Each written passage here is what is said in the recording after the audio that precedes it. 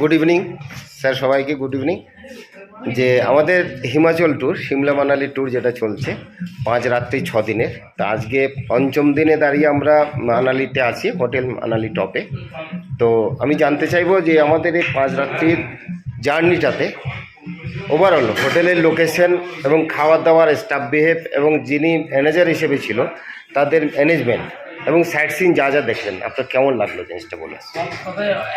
এক কথায় অভাবনীয়। কেউ যদি না আসে মানে বুঝতে পারবে না। আমরা এসেছি মানে অনেকটাই মানে সুন্দর এবং সব কিছুই সুন্দর। আপনাদের ব্যবহার থেকে আরম্ভ করে খাওয়া দাওয়া আমরা ভাবতে পারিনি এতটা ভালো হবে। হ্যাঁ, যেটা মানে এসে আমরা বুঝতে পারলাম।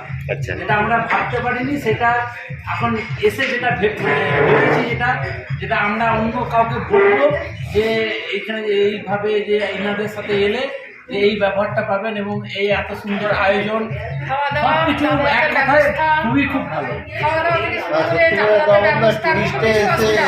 আজকে মেনু কি আছে?